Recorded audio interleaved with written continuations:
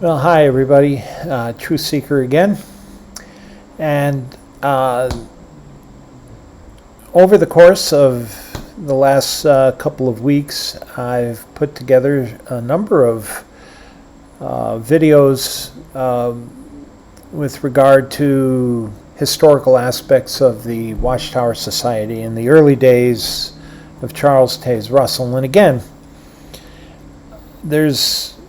I'm sure many Jehovah's Witnesses are very interested in that history. I mean, the fact that the Pyramid Memorial and the surprise demise of the big pyramid that was removed from the from the grave area near Charles Taze Russell. That thing had become sort of an institution in itself, marking the kind of strange history of not only the Bible students, but of the Watchtower Bible and Tract Society. There is a lot of interest on the part of Jehovah's Witnesses regarding their history, and certainly the Watchtower Society is very selective about what they want their fellowship to hear, and what the facts are. In fact, I doubt very seriously that the existing governing body really has much of an understanding or possibly even interest in the organization's history. They're more interested in what's going on now, how they can grow the society, collect more money, and promote their prestige a little more. I don't think that they're so tremendously interested in the history, except how it may reflect in a negative way to the Watchtower Society. There are a number of things that go back to the society that in its history that I certainly could imagine that they would like to shy away from. The pyramid is one of them, obviously. They just removed the pyramid that was sort of an institutional thing near Charles Taze Russell's grave.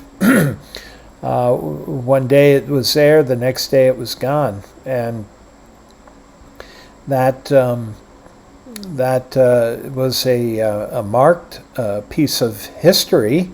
The Watchtower put it there in memoriam to Charles Taze Russell during the Rutherford presidency, and Bible students and Jehovah's Witnesses alike, it was sort of an attraction to sort of a throwback recollection to the early days of the society when they were based in Allegheny, which was at the time a separate city, like Brooklyn. Brooklyn, until 1900, was the fourth largest city in the United States.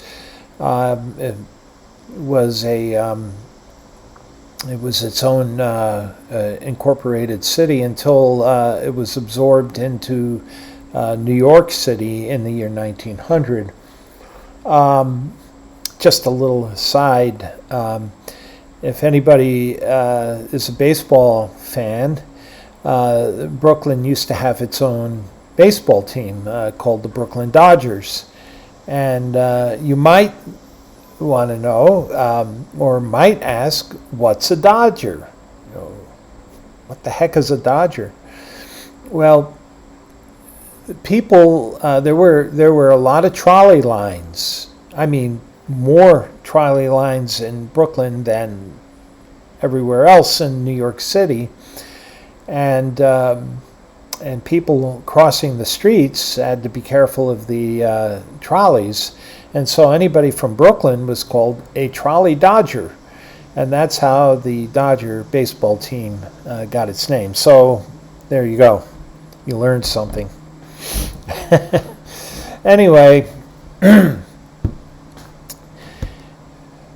part of that Brooklyn history, a long part, about 100 years of that Brooklyn history involved the Watchtower, and they made themselves known institutionally by the great big sign that you can see from the Manhattan side of the East River.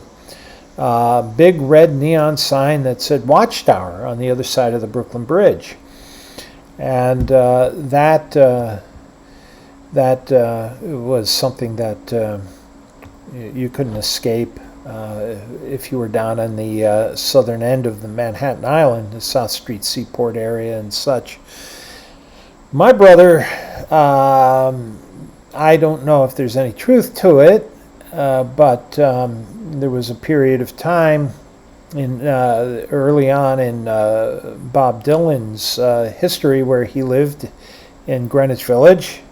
It was a village of artists, and that he had been poking around the waterfront down on the east side of Manhattan, and saw the Watchtower sign and wrote the song All Along the Watchtower as a result of that. I don't know if there's any truth to that at all, but who knows? I mean, inspiration can come from anywhere or many places. But aside from that, I don't know what the truth is behind that, but a little could be possible. But anyway, I was poking around looking at early Watchtower history, and I was reading columns from a newspaper. I mean, newspapers back in the late 19th century, early 20th century, they were the only news media. There was no radio, there was no television, there was nothing. Any newspapers issued 2, sometimes 3 editions a day to keep people abreast of what was going on. Sometimes a city like New York would have many papers because they were all in competition. There was a large population, and just as today you have many news outlets, and many of them are on the internet now, and some of them are more dubious than others. But let's say journalism has always had a bit of history. If you've ever heard the term yellow journalism, that was something that was prevalent in the day of Russell. Many newspapers offered their own political views, twisted truths and stuff. But for the most part, there was an ethics. There was an ethical code, and newspapers could be held liable for misinformation. And in fact, it talked about the Brooklyn Eagle, which was one of the larger newspapers in New York, especially serving the Brooklyn area. They weren't too happy when the Watchtower moved in. Watchtower moved from Allegheny, Pennsylvania, where they were incorporated, to Brooklyn, New York in 1909. That was the same year that my great-grandparents and my grandmother, who was about 6 years old at the time, immigrated into the United States from Scotland. They met the purser of the ship that they crossed the Atlantic in, Her Majesty's ship Columbia, or His Majesty, I guess at the time, because I think that was Edwardian time. Victoria had passed by that period. It was a British steamship, the Columbia. It was. I found information on the Columbia. There is information about that ship, and the purser of the ship. He was a Scot. He was Scottish heritage, as where my grandmother was born in Glasgow, or just outside Glasgow in Bells Hills. Same town as Sheena Easton. So if anybody knows Sheena Easton, that's the town that my grandmother hailed from, but many years before. She was born there in 1903. She recalled the trip across the Atlantic, and the purser of the ship was a Bible student, and because my great-grandparents didn't trust anybody who wasn't Scottish, they struck up a friendship with this purser who made a recommendation that they meet with the Bible students in Brooklyn. And they did, and they were taken with Charles Taze Russell and his message, the Bethel and the Bethelites and everything. So they moved to Brooklyn, and they met with the Bible students. My great-grandparents became baptized. They met in the New York Temple.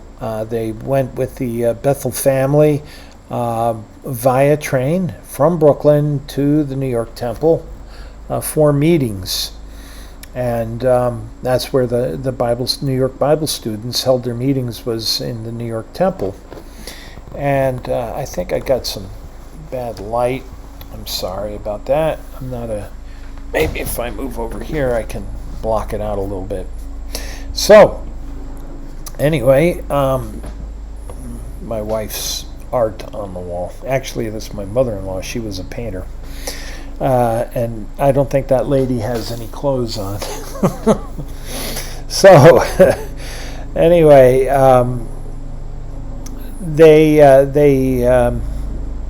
they became associated with the Bible students about the time the Bible students moved into Brooklyn. So,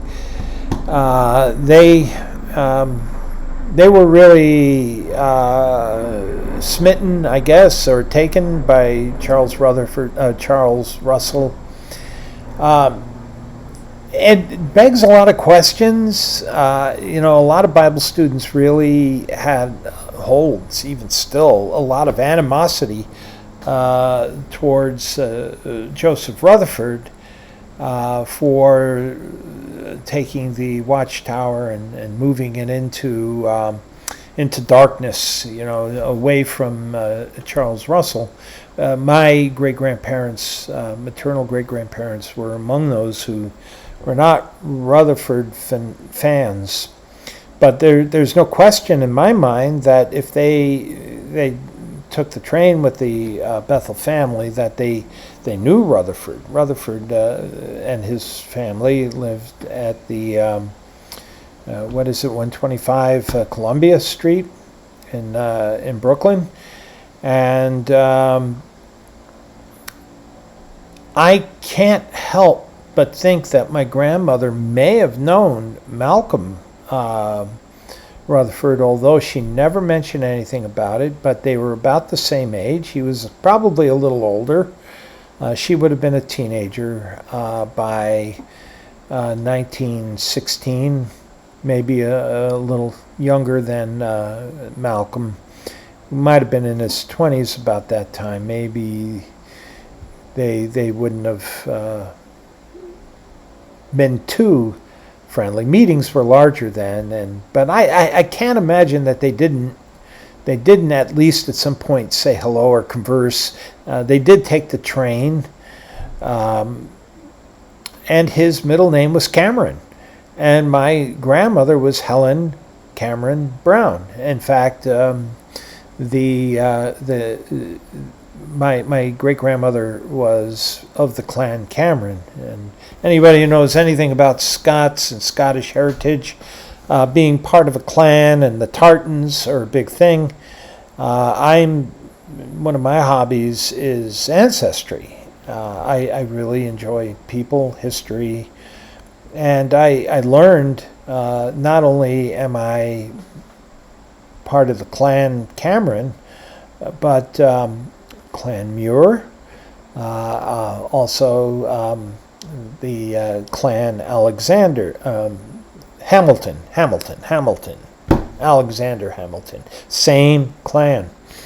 And I haven't made the connection wholly yet, but there is better than a 50% chance that I derived from the very lineage that includes Alexander Hamilton. I put it together tentatively, but I haven't put it together definitively yet, so I still have some work to do. But I do have a fourth great-grandmother genetically that I am connected to, whose surname was Hamilton, and she was part of that Hamilton legacy. So, I'm trying to block that glare. Sorry about that. And I'm back to that lady. I'm sorry about that. Terrible. I should pick a different spot. So, at least the lady behind me is clothed. So, as I was doing this research, there are always two sides to a story, and there's the truth. And we'll never know the truth. We'll never know the truth. Not the full truth. We have the Bible students' side of of what happened after Russell died. There is no doubt some element of truth in that story. That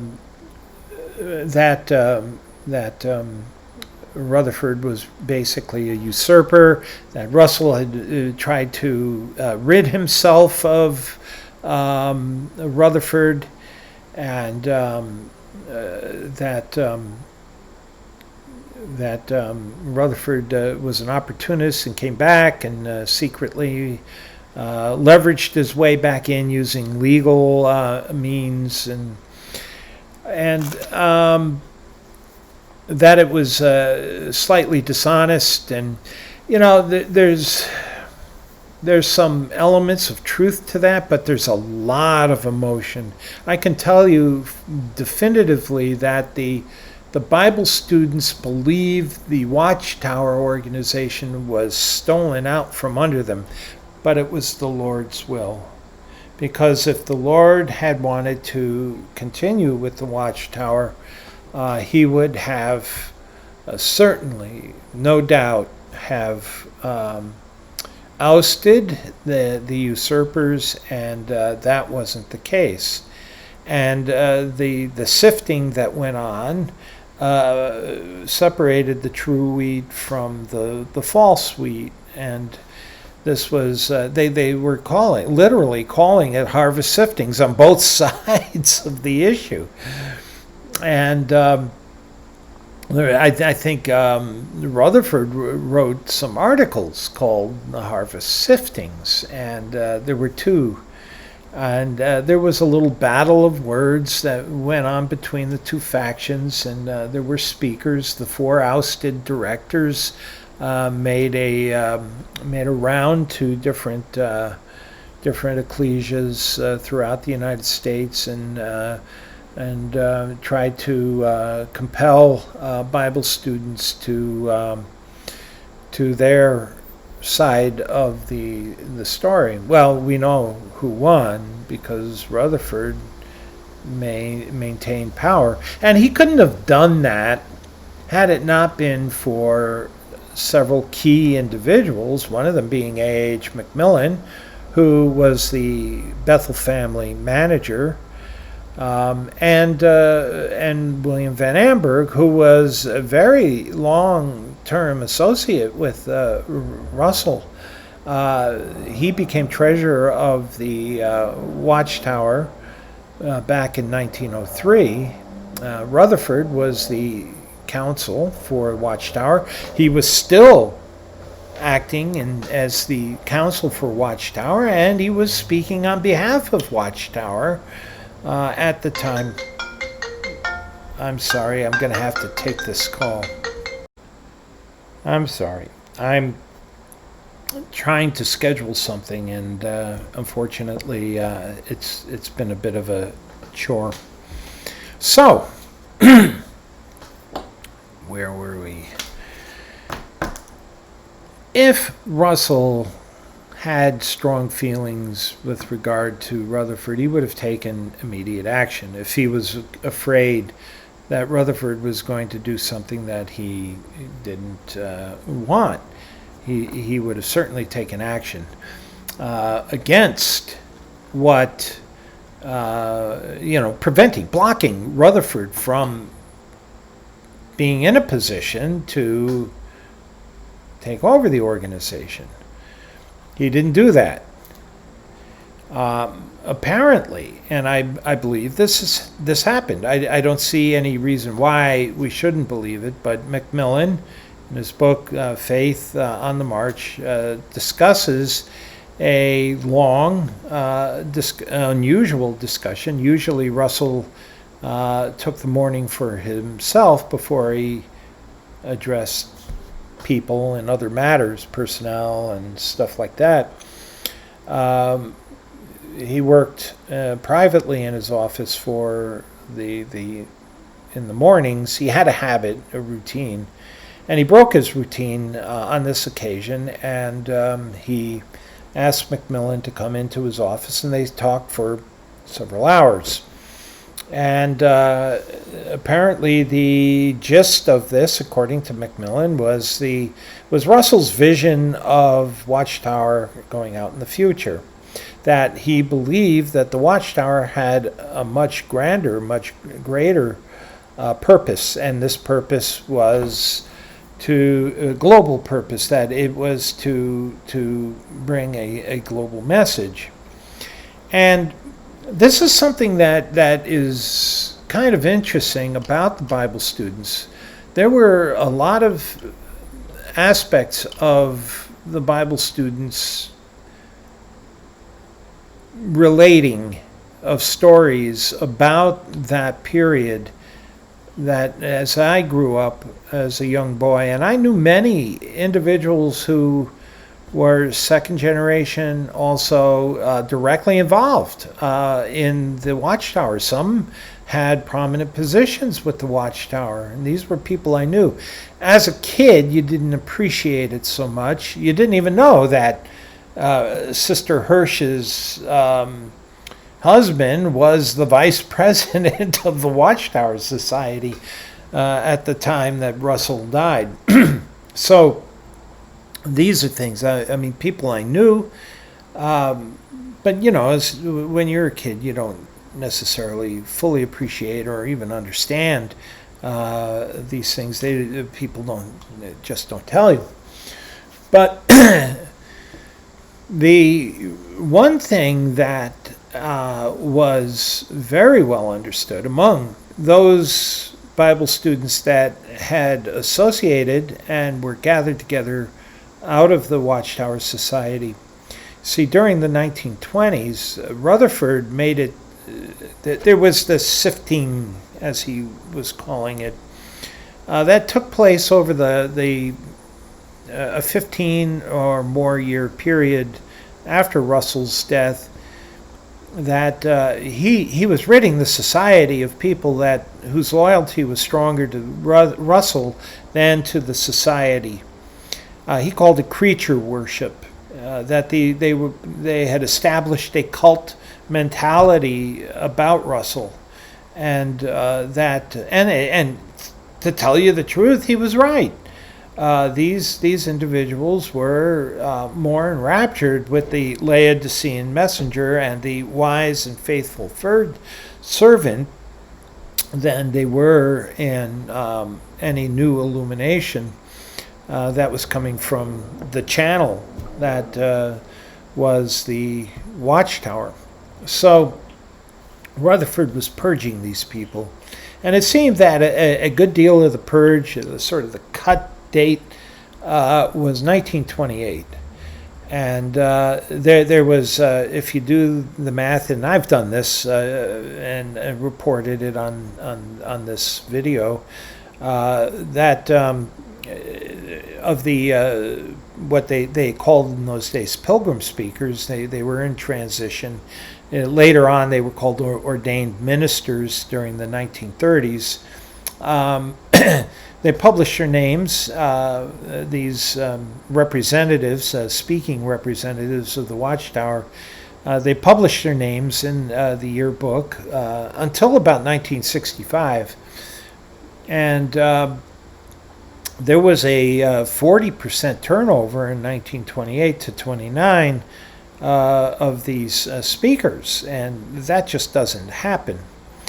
You wouldn't notice it unless you did a name-by-name comparison and then looked at the new names that were brought in that fill the vacancies that of those that left. And I think many were asked to leave by Rutherford. I know Norman Woodworth, who started the Dawn and who was responsible for the Frank and Ernest radio broadcast, which was sponsored by the Dawn, funded by the Dawn. He was asked to leave by Rutherford, given an ultimatum and a directive that Woodworth couldn't accept, and so Woodworth had already been exploring the PBI class in New York at the time, Pastoral Bible Institute, and I guess he had pretty well decided that he was going to leave. But even in the late 1920s, Bible students were still preaching the Russell message, and Rutherford was addressing them, kind of swatting them out, putting out the coals as they spouted up. And by the late 1920s and early 30s, most of those who were really more loyal to Russell and his teachings, they were pretty well purged out of the organization.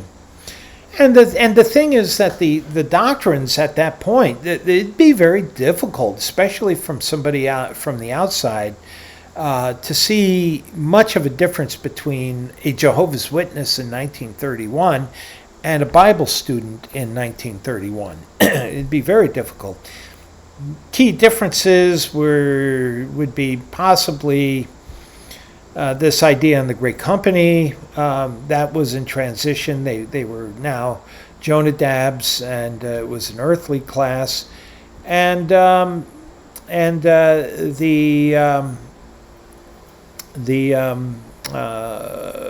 Great Pyramid was another big thing, probably the most notable thing. And the Bible students were really big on the pyramid.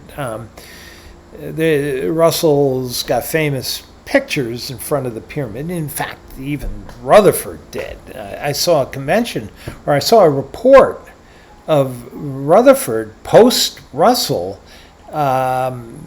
discussing in the Watchtower that Rutherford had made a special visit to the Great Pyramid, and so whatever change, I don't know if it was a heartfelt change or if it was a deliberate change that he knew certain Bible students loyal to Russell just would not accept. You get rid of the pyramid, you got rid of this element within the movement, and then you could build from the core.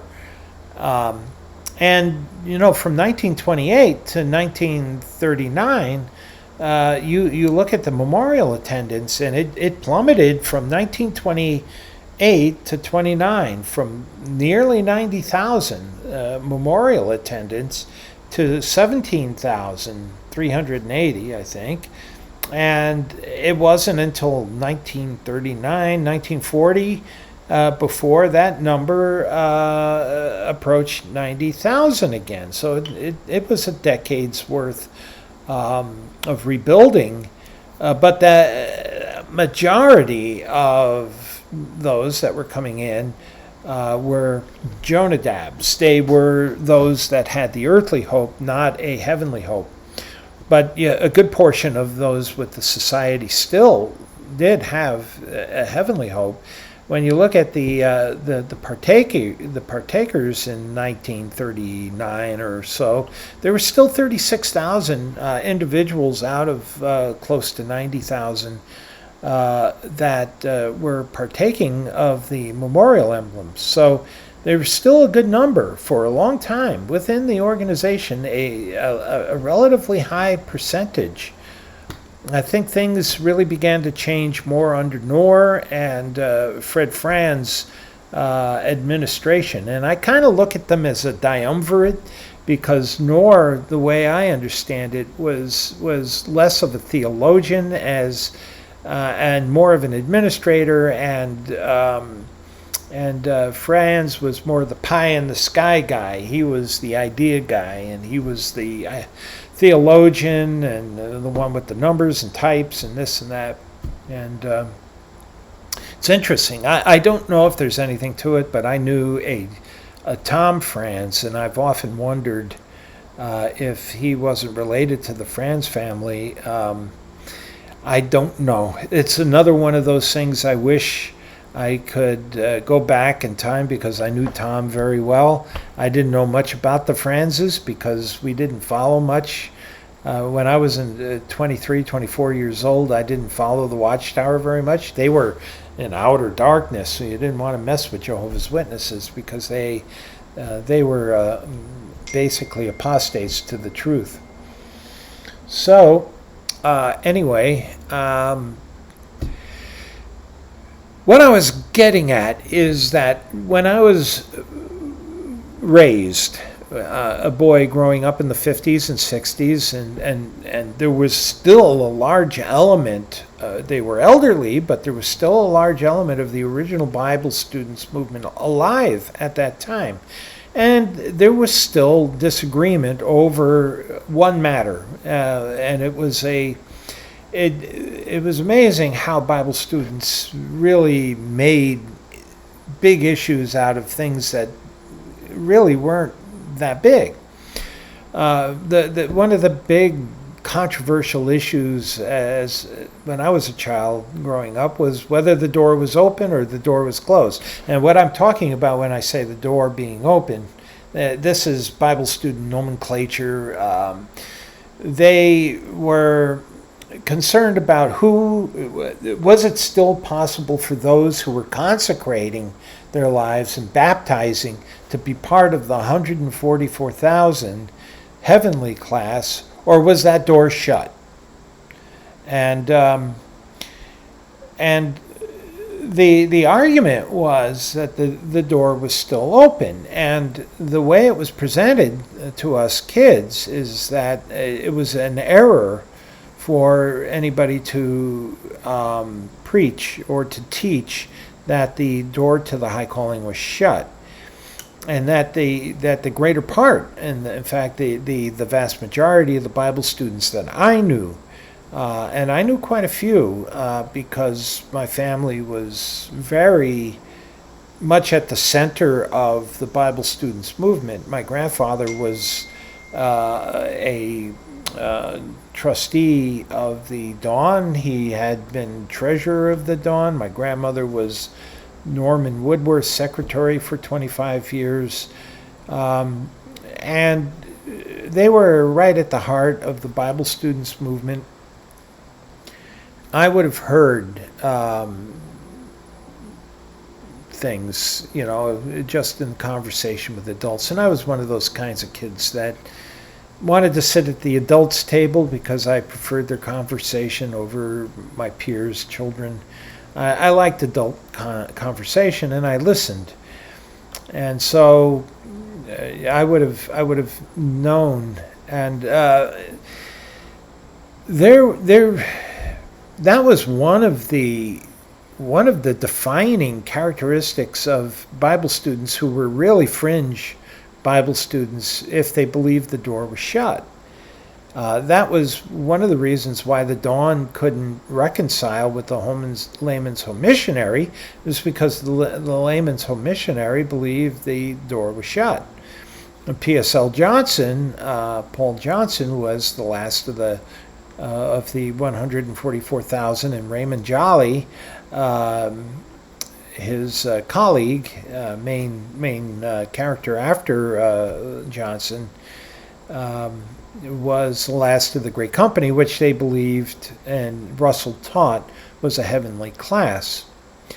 And, in my time post-Bible student, and taking in as much history as I could, I suspect, although I don't think that the truth can be fully known, it's beyond us at this point, unless we had records, and I'm not even sure that those records exist anywhere in some dark file at the Watchtower somewhere, about what Russell, in what direction Russell was going. But I suspect that Macmillan wasn't off when he said that Russell's expectations for the society were that he had greater expectations, that it had a worldwide message to bring. And in order to attract individuals to the Watchtower and to the Bible students and to the truth, you couldn't have only a hope for the 144,000, because if you had 90,000, 100,000, a million people join the Bible students, who's going to be part of the 144,000? It's a disincentive. And when you want to grow an organization and expand the organization, you don't want disincentives. Yeah, I mean, everybody be competing for the 144,000. It just wouldn't lend itself toward that sort of thing. And Russell died fairly early. He was only 64 years old. He could have been an effective leader of the organization for another 20 years easily, if he had retained his cognizance. He hadn't suffered from dementia or anything like that, and there's no evidence that he did. There's no question in my mind that he would have made a doctrinal change, and that he wasn't beyond making doctrinal changes. The change that he made on the covenants in 1907 was not a minor deal. That was a major doctrinal change, and it caused a split within the movement, and he wasn't afraid to make that kind of a split, even if it did. I mean, he was concerned about the degree to which the movement would splinter, but it didn't splinter very much. Only several hundred left the society, including the Ernest Hennings and his wife Rose Ball, who had a special connection with Russell because Rose Ball was the infamous foster daughter that he and Maria, she became a factor in their acrimonious divorce. But there's no question in my mind that Russell was not against making doctrinal changes to suit a greater need, and the greater need being his recognition that the Watchtower had a greater work to do, a global work. So how do you attract people to that? Well, Judge Rutherford had the right answer. You make it so that people have a tangible, attractive hope, and that is to live in a perfect earth. That you dedicate your life to the Lord, and you get to come back resurrected in the kingdom and have eternal life because of your faith. Now, he called that class a Jonadab class. He made all that business up. Of course we know he made all that business up. It's just all BS anyway. But he did, and Russell wasn't beyond BSing. I mean, come on.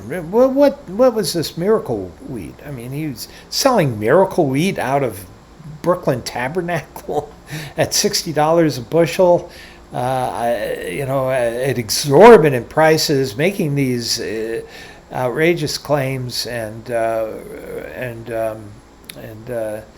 he got called out on it, and he was embarrassed, and for his day, Russell was a litigious person, and he sued the Brooklyn Eagle for a cartoon for $100,000, and I mentioned that in the previous video.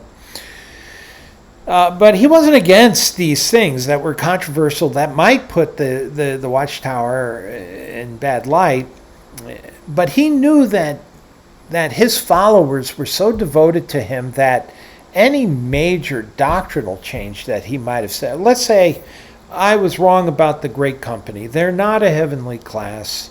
They're not something for anybody to aspire to. The great company really is an earthly class, and they're basically the door shut for the 144,000, and I think Rutherford actually had done what Russell would have done had Russell lived, and would have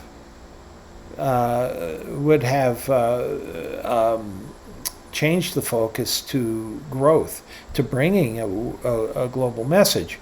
And now recently, with the research that I did on the New World Society, interestingly enough, I found an article in 1950 explaining what the New World Society was. I mentioned it in my video, and it references two later Watchtower articles. One from 1904, and when I say later, it's more in the last third of Russell's life as a minister. There's the early Russell, 1870s, 1880s, and then there's sort of the mid-period in the 1890s, and then from 1900 on, that's pretty much the Watchtower Society in grow mode, and it really started to get exposure, worldwide exposure. Russell was a well-known individual, and so there were distinct periods in the Watchtower's history, and especially with Russell.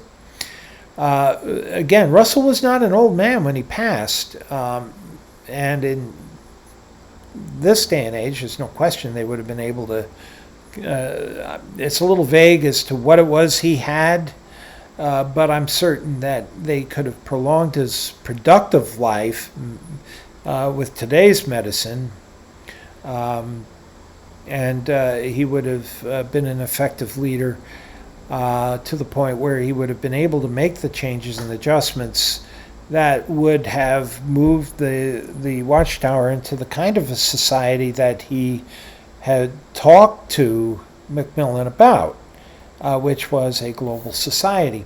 And Macmillan, in his book, says that they, by 1957, or whenever it was he published that book, I think it was 1957, in the late 50s, Watchtower already had achieved that goal. And it was already well on the way of becoming it was a global organization. And, they approached 1 million publishers by 1960.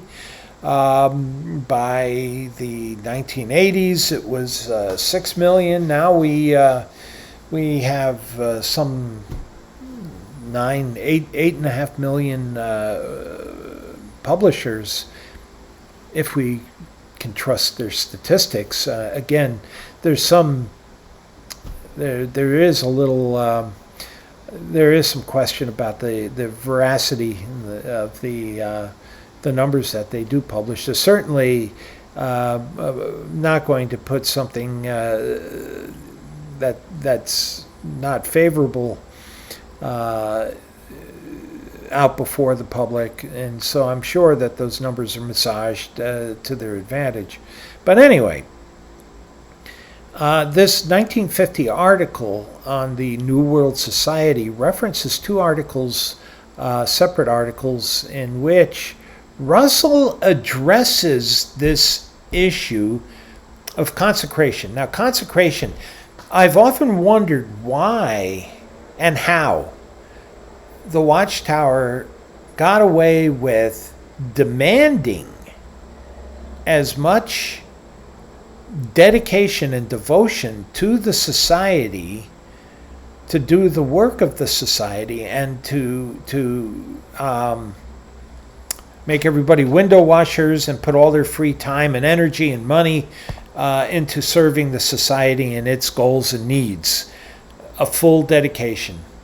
And back in the days of Russell, it was called consecration, where you had consecrated your life. You had given up your life wholly and solely for the purpose of the Watchtower, to grow it and to do its work in presenting a message, which was at the time what they called the gospel call, the gospel message, because it was the end of the gospel age, and there was a work of gathering the wheat, the 144,000, together to complete the church class, so that the kingdom could be set up, because this church class were going to be co-rulers. They were going to be kings and priests that co-ruled with Jesus in the 1,000-year kingdom.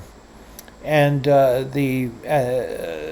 according to Watchtower, there were those that had consecrated their lives before Jesus' sacrifice, which meant that they did not have the opportunity for a heavenly hope. Only those subsequent to the time of Jesus' death had an opportunity for becoming part of the 144,000. And the reason for this is that the ransom had been paid. And so you were taking the benefits of that ransom, which was to be applied to you for the resurrection, to an earthly resurrection.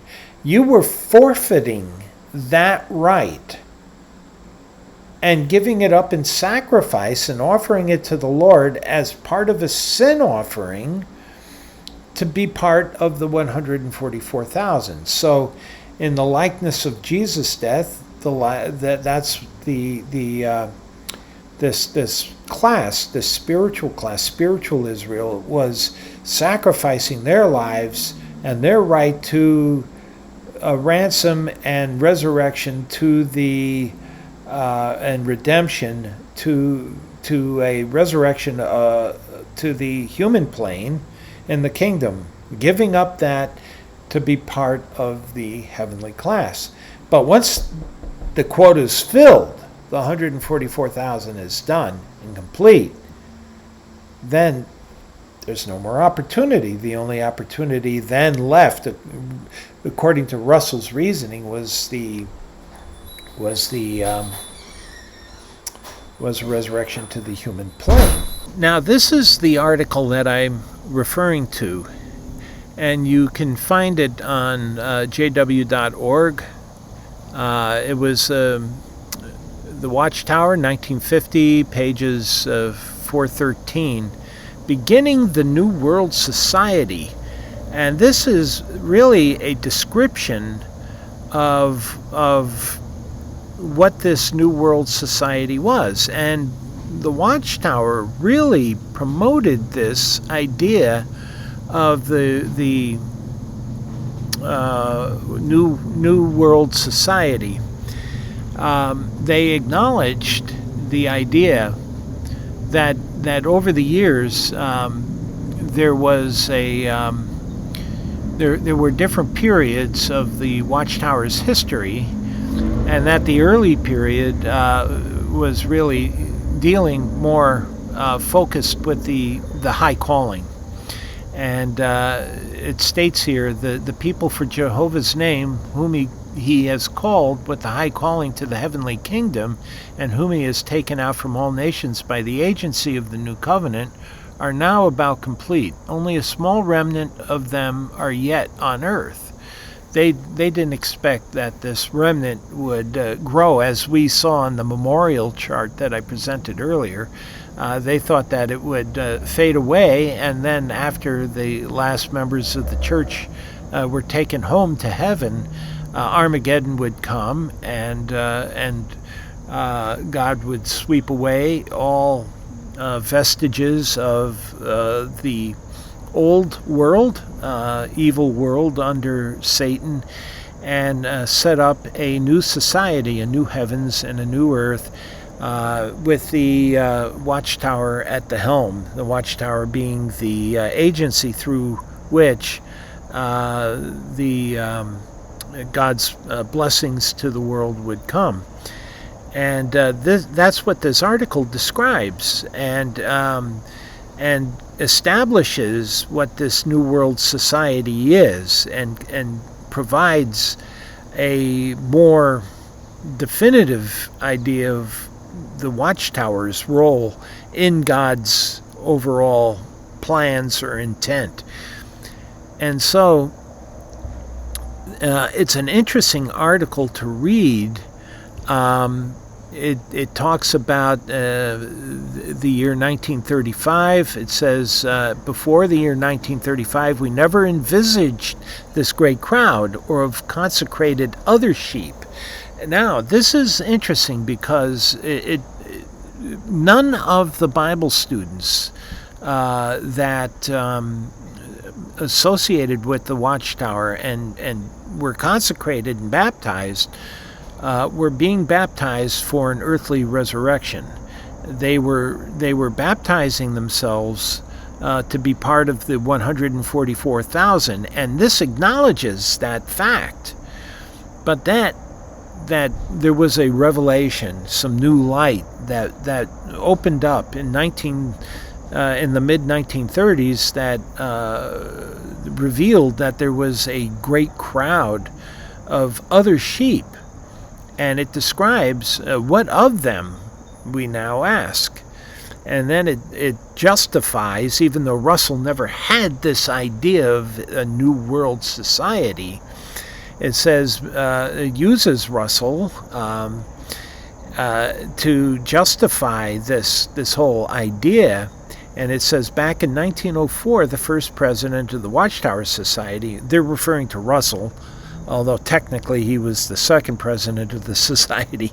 William Conway was the Conway was the first president, but only for several years. Russell was de facto the leader from the very beginning. It says he wrote the studies in the scripture called The New Creation. If you've ever seen this book, it's the thickest and most detailed of any of the 6 volumes of the Studies in the Scripture series. It's some 700, 800 pages long, and it basically delineates all of the expectations of those who consecrate themselves to God. What are those expectations behaviorally? And Russell goes into great detail as to what a consecrated life, living a consecrated life, what it means. And it says so here that they reference something out of the new creation, and we may be sure that any consecrating and performing of a full sacrifice of themselves in the interests of the Lord's cause after the heavenly class is complete will find that the Lord has plenty of blessings of some other kind still to give, and that all of his blessings are for such consecrators, self-sacrificers. Possibly they may be counted in with the ancient worthies who had the sacrificing disposition that is pleasing to God. And so this is what the idea was that those that were coming into the society now were part of the great company or the great crowd, and that they were these individuals who may be counted in with the ancient worthies. The ancient worthies, according to Bible students, were Abraham, Isaac, Jacob, David, Enoch, Noah, and all of the faithful ones identified in Hebrews 11 as being examples, a great cloud of witnesses. And those would have, according to Russell, a part in ruling God's kingdom.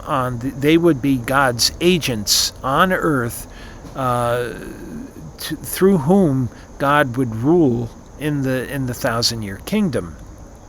And what they're saying here is that when the door is shut for the heavenly class, Russell thought that there may be others that might consecrate themselves who will miss the high calling, who will come after the 144,000.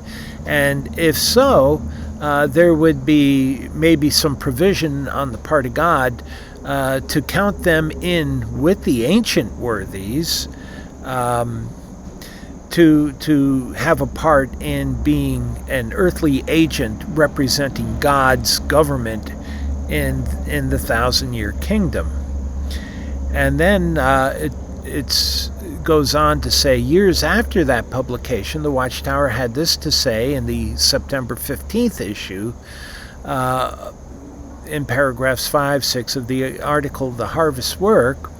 It is our thought that the closing of the door of this gospel age, there will be no more begetting of the Holy Spirit to the spirit nature, i.e. the 144,000.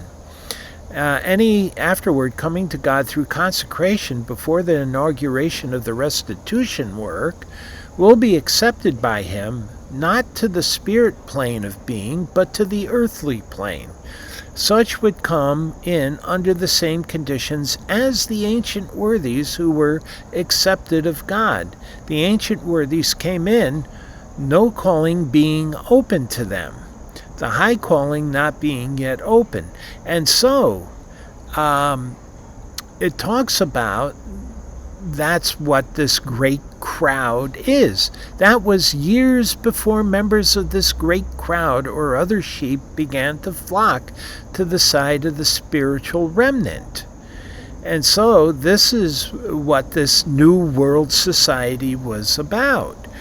And if you look at the chart that we created, you could see that they were really high and mighty on this idea of a New World Society until the mid-1960s. And now the only reference that you see to this New World Society has dropped off to almost nothing. When you do a word count on New World, it's really referring to, in almost every case, referring to the New World Translation. And the New World Translation was named such because it was first issued during this time when this idea of the New World Society was first being promoted in the early 1950s. So this is an interesting aspect of the Watchtower's history, and one that kind of came and passed without a whole lot of notoriety or notice. It just kind of faded away. And you don't see the governing body today talking about the New World Society. Every so often, an article will reference this period of time and the New World Society, but there is nothing, there are no articles that are dedicated to the concept or the idea of this New World Society and them being rulers with the ancient worthies. I think, you got to remember that during this time, in the 1950s, the membership of the society was still in the hundreds of thousands. It didn't exceed 1 million until around 1960, a little after 1960. And then the Watchtower continued to grow into its current size of about 8.5 million individuals.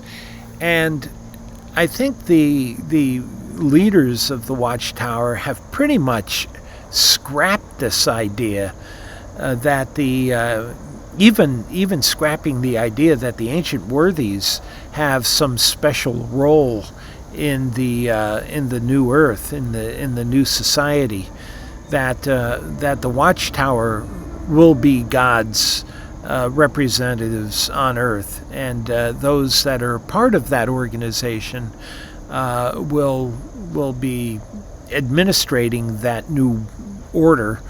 But I think that they've given up on this idea of a new world society that's going to be governed and headed by such individuals as Abraham, Isaac, Jacob, David, and other individuals who were considered to be faithful to God, Solomon, Hezekiah, and other such individuals. Because I don't think even back in the 1950s that those who were leading the Watchtower work ever envisioned that membership, that the publishers, the numbers of publishers would ever approach the size that they've approached today. I think it's about 8.5 million. It's not inconceivable that there will be as many as 10 million publishers at some point in time. Although it appears that there is a leveling off, a little slowing down in the number of individuals that are becoming publishers, and that can be directly attributed to the advocacy work that's being done on social media against Watchtower. I think that has a significant impact on the growth of the society, and I think the society is beginning to run into some trouble with regard to the activism against it. So with that, I lay to rest my argument. I think if one were to spend a lot of time, unfortunately it's something I don't have, researching this matter, you could find even more evidence that this was the case. But I think that there's a good reason, a good belief why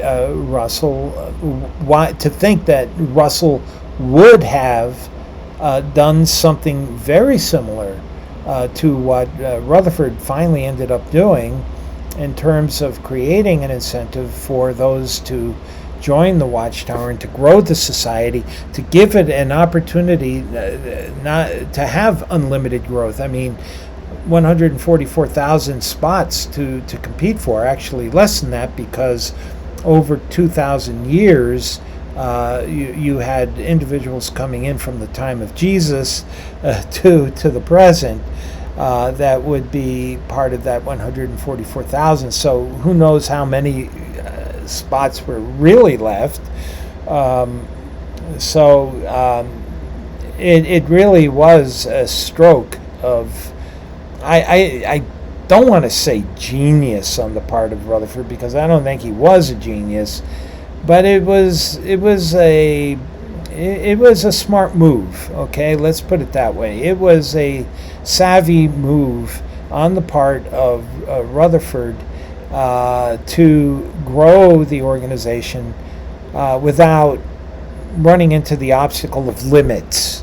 a ceiling to which the Watchtower would be confronting this issue of, well, then what's in it for me if I consecrate? So it answers a number of questions, and again, I had suspected for a long time that Russell probably would have done something similar, and now I know with these two articles that were referenced in that New World Society article from 1950, articles and statements that I never heard as a Bible student growing up. That if anybody, and I'm certain Bible students knew about these statements, it just did not fit in with their narrative, their idea of Russell. And it tells you right there the bias and the fact that they really are Russellites, that they weren't the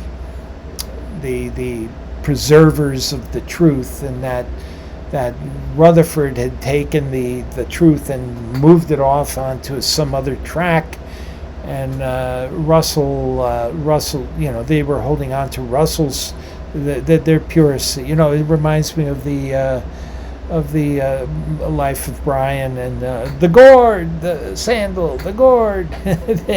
That's the way it is. So I think that I think that those that were close to Russell, and I know that as counsel of the Watchtower Society, Rutherford had to be close to Russell. A.H. Macmillan had to be close. These were the day-to-day operational guys that were with Russell to make sure that the Watchtower Society survived. Money, Van Amberg. Personnel, Macmillan. Legal, Rutherford. Who else? The other guys, they were nice guys. They believed the truth. They were friends of Russell's. They probably were amiable. He might have even liked them better. But the two critical guys that needed to keep the society going were Rutherford and Macmillan and Van Amberg. Three guys. And those were the guys that ended up really keeping the thing going afterwards. And none of them thought that they were betraying Russell in any way. They felt affection to Russell. You read Macmillan's work and the way he describes Russell, there's affection, genuine affection there. I'm certain to whatever degree Rutherford could feel any affection, because I think he qualified as a true psychopath. Psychopaths make great leaders. Who's going to lead a man into battle in a war except somebody who just doesn't care about people dying? I couldn't lead 20 men in a charge thinking that 15 of them might die. A psychopath has to do that. So they fit in to our scheme of things. They make great leaders. That's why there's a 400% increase in the frequency at which you encounter psychopaths in corporate settings and in the high levels of management. It's because of this characteristic of psychopaths, psychopathy. Rutherford was that man. And he had the gumption to lead the society in a direction despite the resistance. And he didn't care about the flack. The Olin Moyles, who wrote the letter, throw him out on the street. Yeah, he'd get pissed off, but throw him out on the street. And he did. That's what he did. So anyway, I'm going to keep this as short as possible, but I this came out of that last video, and those two articles, the new creation statement and the 1915 Watchtower, lend insight into Russell's ideas and feelings about the Watchtower and its future. So, low battery means I'm going to run out. So long, everybody.